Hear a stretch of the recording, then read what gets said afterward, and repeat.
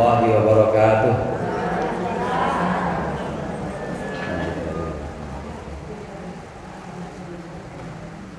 Al-Fatihah.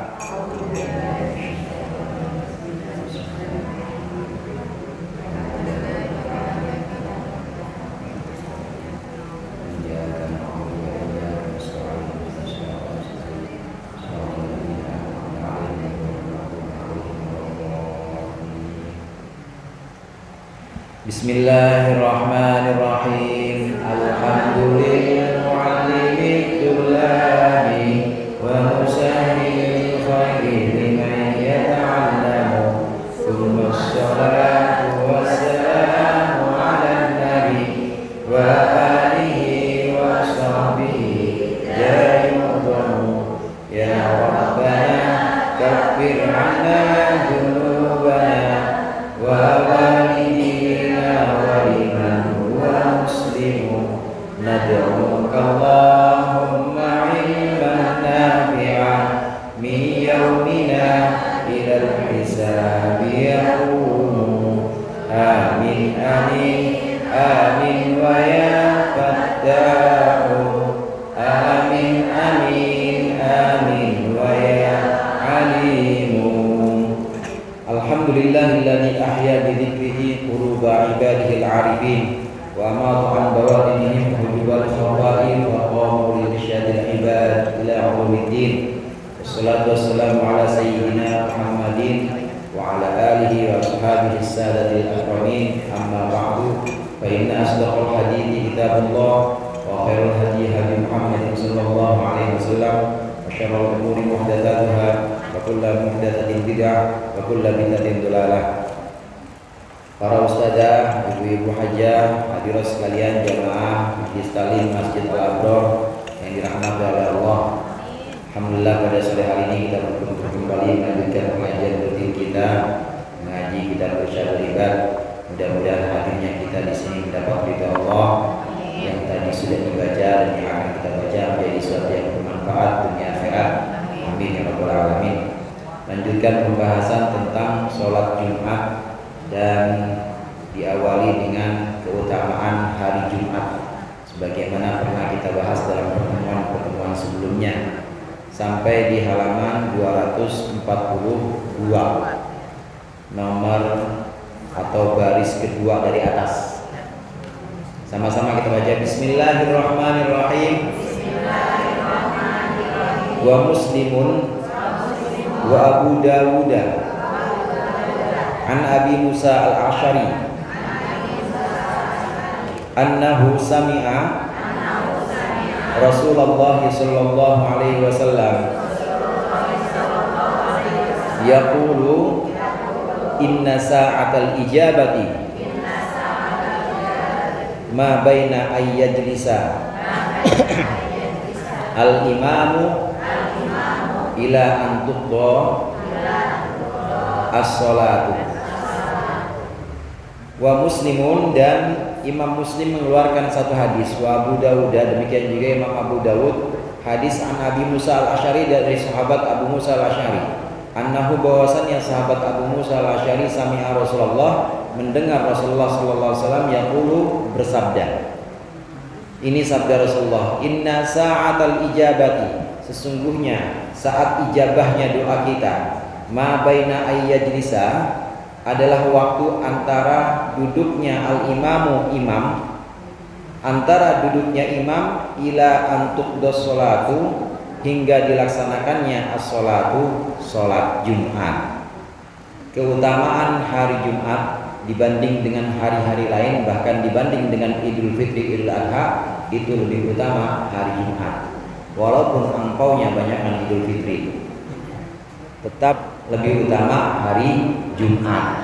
Kecuali kalau Idul Fitrinya bareng hari Jumat atau Idul Adhanya bareng Jumat, maka di situ kumpul dua keutamaan hari raya dan juga keutamaan hari Jumat. Nah, termasuk keutamaan hari Jumat pernah kita bahas kemarin, yaitu ada waktu-waktu ijabah. Ada saat-saat di mana doa kita tidak mungkin tertolak, di mana doa kita pasti Allah jawab. Waktunya yang tahu cuma Allah. tapi dikasih bocoran oleh Rasulullah. Mau tahu bocorannya, Bu? Udah ada baskom belum? Bocorannya hadis riwayat di sini, riwayat yang sampaikan hadis sahabat Abu Musa al-Asy'ari.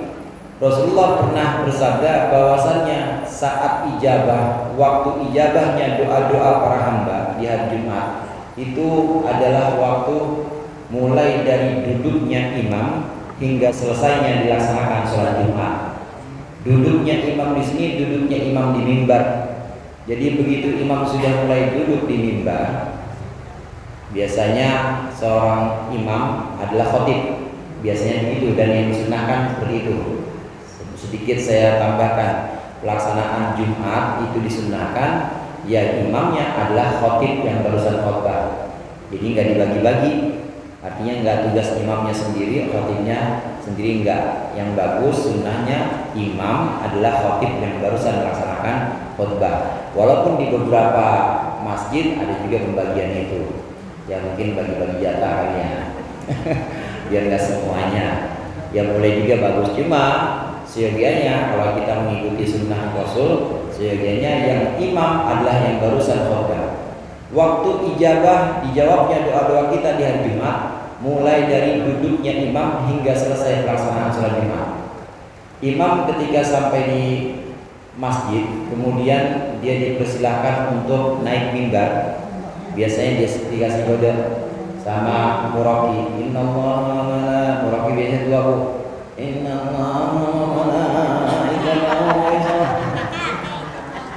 Biasanya rawat juga yang muraki. Oh, baju masih muda, baju masih kuat. Dia sirap. Oh, dan ada namanya kongkari. Iya, itu biasanya dinaikkan atau kode dengan muraki. Maka imam naik. Assalamualaikum warahmatullahi wabarakatuh. Duduk imam. Setelah salam, imam duduk. Nah, di situ muazzin azan. Ini azan yang kedua. Karena azan yang pertama hanya buat menandakan bahwa zuhur sudah masuk. Imam belum naik mimbar. Nah, ketika azan yang kedua, ketika ada kode dari muraki tadi menaikkan khotib, maka khotib naik mimbar, salam. Setelah salam, imam duduk, muazzin azan. Nah, mulai saat itulah mulai pelaksanaan Jumat di mana imam duduk sampai selesai sholat Jumat, disitulah waktu ijabah. Jadi kalau mau doa ibu-ibu ya di situ doanya. Jadi bagaimana streaming dari rumah? Ibu ke Jumatan nggak tadi? Nonton streaming, ada streaming Jumatan. Ya kira-kira aja. Pokoknya kalau kira-kira udah azan kedua, khotib udah salam, assalamualaikum warahmatullahi wabarakatuh. Berarti dia habis itu duduk. Mulai dari duduknya khotib sampai selesai pelaksanaan Jumat, assalamualaikum warahmatullahi. Assalamualaikum warahmatullahi. Itu waktu ijabah. Ibu doa apa aja di situ? Boleh doa apa aja. Yang terpenting adalah doa untuk akhirat. Mohon diampuni oleh Allah. Kemudian doa supaya diberikan terangnya hati. Hati kalau terang enak, Bu. Duit banyak, kontrakan 17 pintu, kalau hatinya gelap, sumpah aja pasang kayak ini. Mendingan ya kontrakan 24 pintu, duitnya 27 juta, hati terang, enak gitu. Yang penting terang hati, pokoknya terang hati itu dengan terangnya hati kita, maka masalah seperti apapun itu kita akan bisa melihat dengan jernih.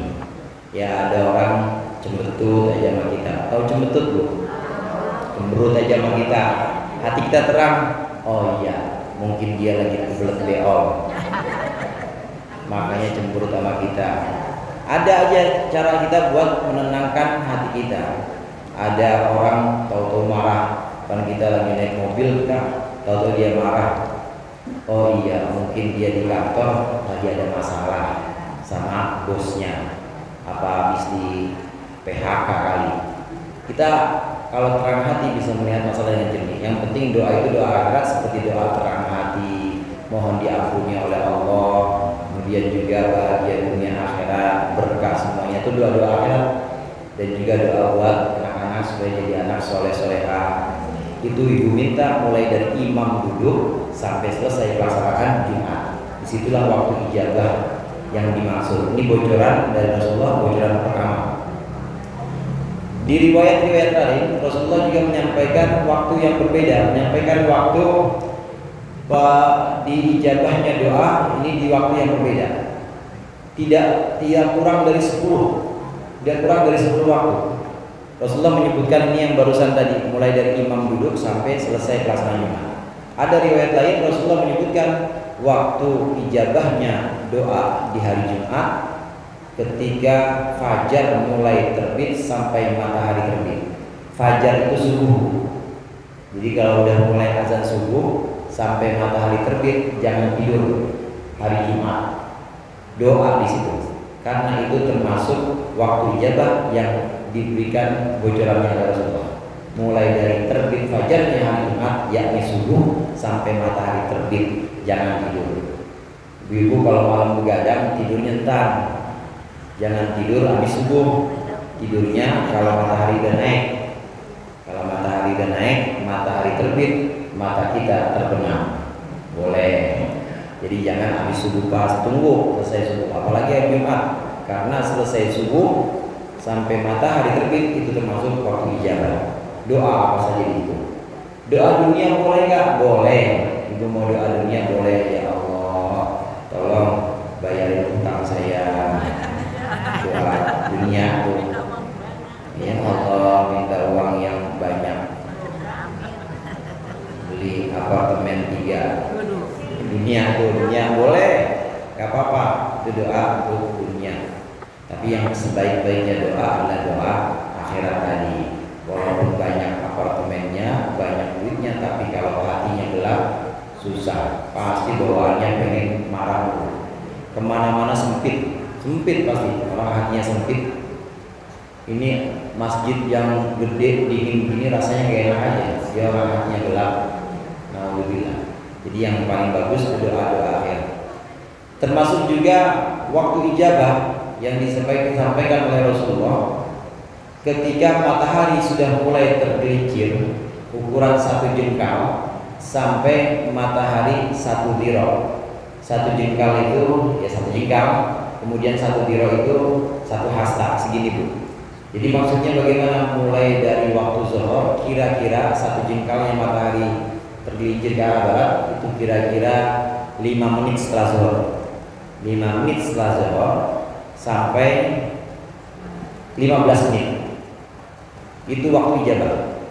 Mulai dari azan pertama hari Jumat, sholat zuhur atau sholat Jumat sampai 15 menit ke depan atau 20 menit ke depan itu adalah waktu ijabah.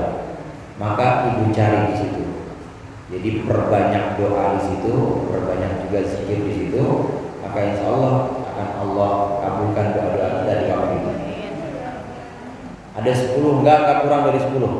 Ini baru 3. Termasuk waktu ijabah yang disampaikan oleh Rasulullah itu ketika mulai dari pelaksanaan Jumat, mulai dari pelaksanaan sholat Jumat, mulai dari azannya muazin. Mulai dari azannya muazin. Jadi muazin sudah azan sampai selesai pelaksanaan Jumat itu termasuk waktu ijabah juga. Termasuk waktu ijabah juga yaitu ketika seorang sudah melaksanakan sholat Jumat. Jadi mulai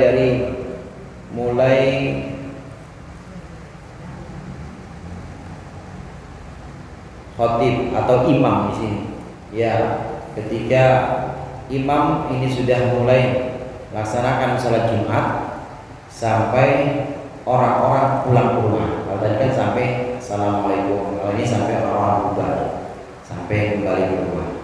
Ini waktu-waktu ijabah yang kita bisa perbanyak permintaan di situ.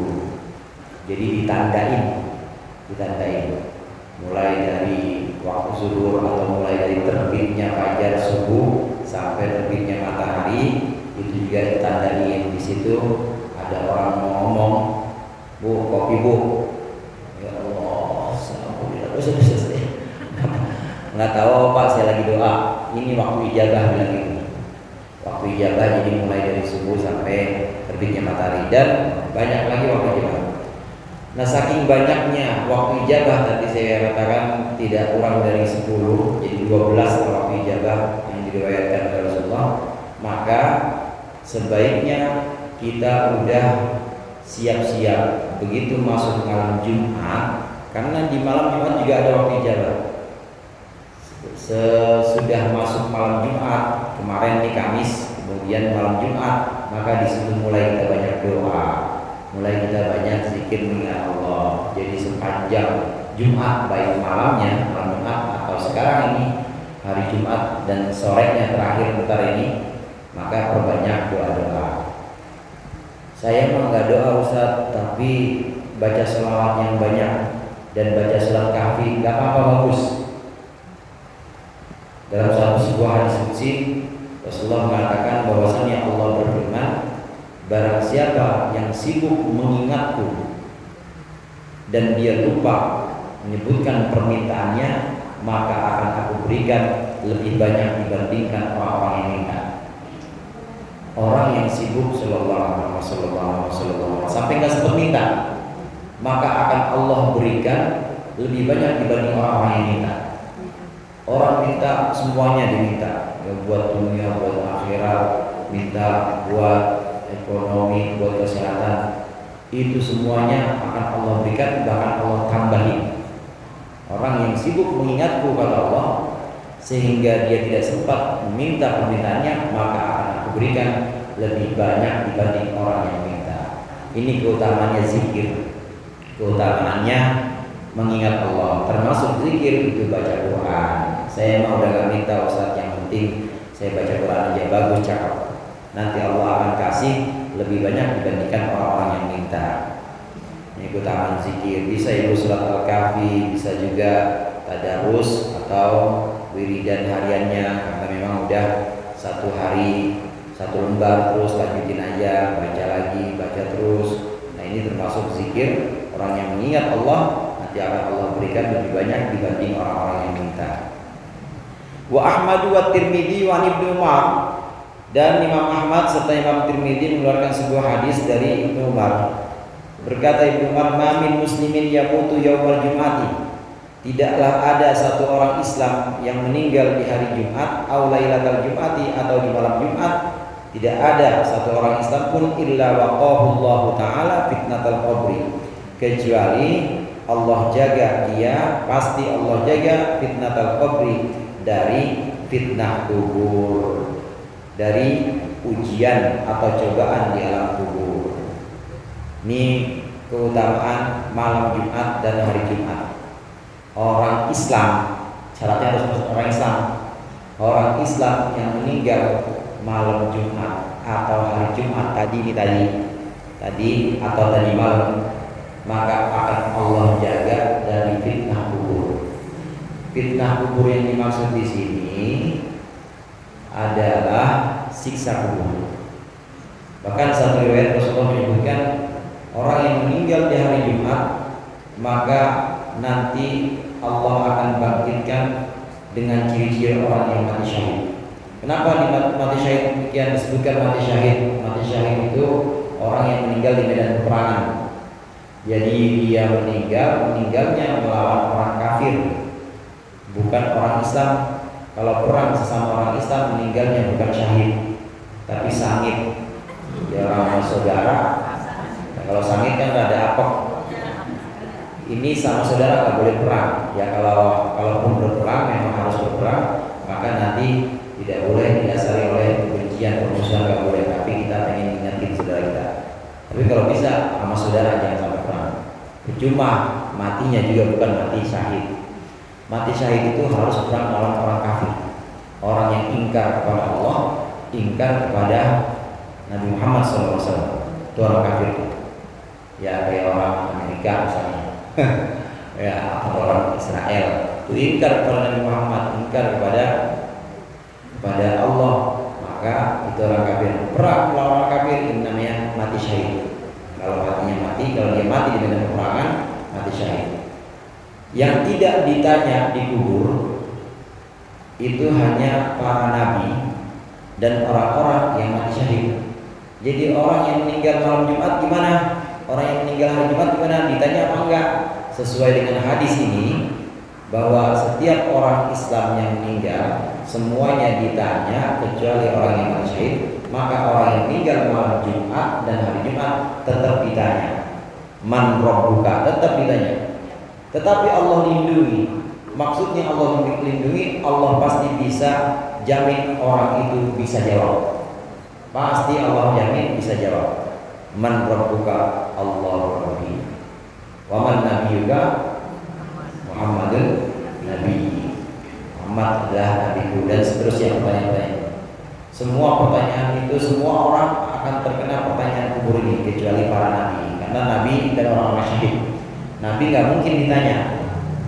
Kalau ditanya, waman nabi juga, kata malaikat munkar, siapa nabimu? Loh, saya nabi kok ditanya nabi. Macam-macam aja sampean ini. Saya nabi kok ditanya nabi. Malaikatnya malah ya nggak ini, ya nggak belajar, berarti malaikatnya nggak kenal. Para nabi, orang-orang yang mati syahid tidak ditanya dalam kubur. Nah, yang meninggal malam Jumat atau meninggal hari Jumat, Allah jaga dari fitnah kubur. Maksudnya Allah jaga dari siksa kubur. Tetap ditanya, tapi pasti bisa jawab. Misalnya ada orang sepanjang hidupnya, hampir seluruh hidupnya itu maksiat terus. Pokoknya udah terkenal orang yang banyak dosanya. Tapi kebetulan dia meninggal malam Jumat. Kira-kira ibu ridho apa enggak? Bu, ibu gimana kira-kira ibu? Ada orang udah terkenal bajingan di kampung suka bikin onar, tahu-tahu meninggalnya malam Jumat atau hari Jumat. Kira-kira ibu ridho apa enggak? Ikhlas. Maksudnya ibu dongkol apa enggak? Dia meninggal hari Jumat, kan dapat jaminan ini berarti. Gimana? Iya, ibu ngiri apa enggak? Ngiri apa enggak? Ngiri itu ada dua. Ya, ngiri karena pengen kayak dia, bagusnya, atau satu lagi ngiri dengki.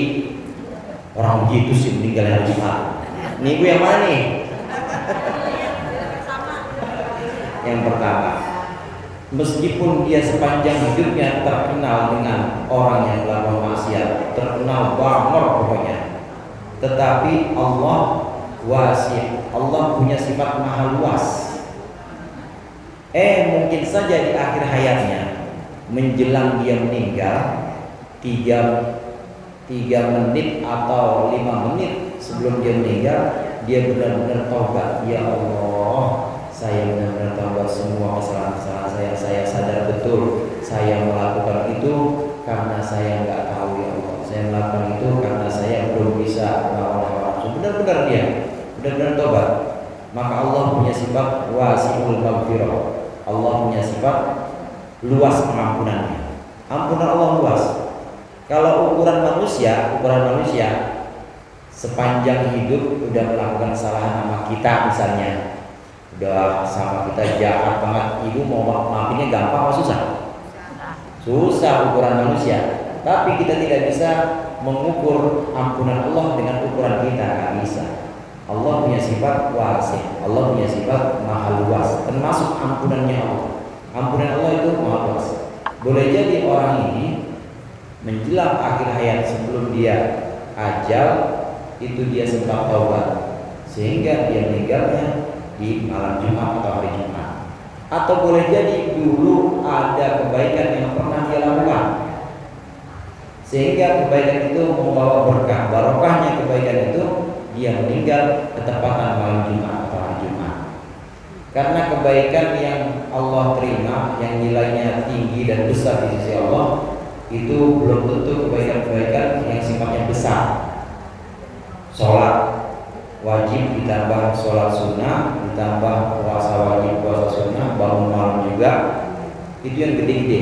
Biasanya kalau yang gede-gede orang itu sering nyebutin atau justru dilupain, Bu?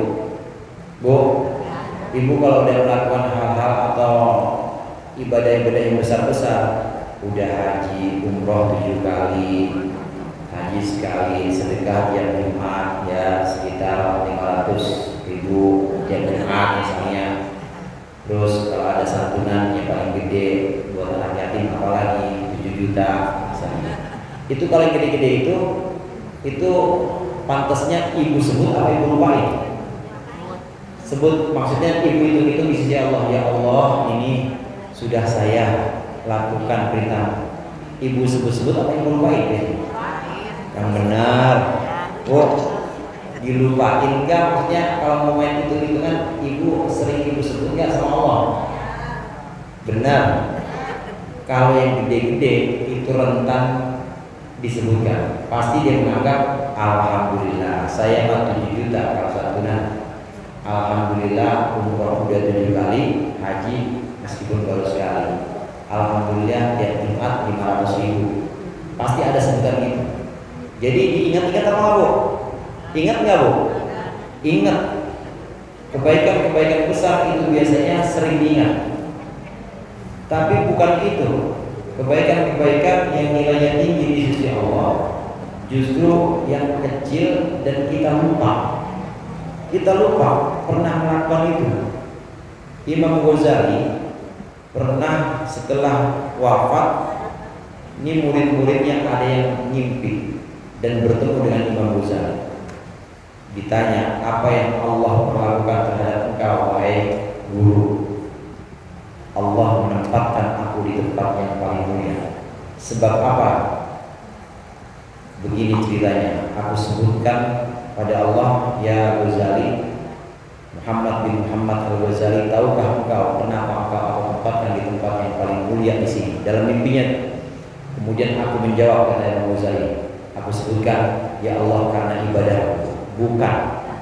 Ya Allah karena puasa-puasaku, bukan. Ya Allah karena kitab yang aku karang. Imam Ghazali itu kitabnya banyak, bukan. Ya Allah karena murid-muridku yang banyak, bukan. Ya Allah karena ilmu-ilmuku yang bermanfaat, bukan. Aku tempatkan engkau di sisiku demikian tinggi dan mulia itu karena pernah suatu hari. Engkau masih ingat apa enggak ini? Pernah suatu hari ketika engkau menulis kitab, kemudian engkau berhenti menulis untuk membiarkan seekor lalat minum dari bak tinta. Pengen nulis Bu, zaman dulu mah belum ada laptop, belum ada mesin tik. Nulisnya pakai pena, jadi ditotol. Ditotol, masih ngalamin kamu? Ditotol begini. Jadi kalau udah satu baris, totol lagi, satu baris terus lagi, totol lagi. Mangsing kalau orang Jawa bilang. Di tempat-tempatnya itu biasanya bak tintanya itu biasanya dari Kuningan. Nah, Imam Ghazali pernah lagi menulis kitab, kemudian dia mau nulis lagi, ada lalat lagi minum di tintanya. Dan itu oleh Imam Ghazali dibiarin, dia minum dulu sampai kenyang. Ingat nggak Ghazali? Pada suatu hari engkau di dunia dulu pernah menulis kitab dan engkau berhenti sejenak karena melihat ada seekor lalat minum dari bak tinta.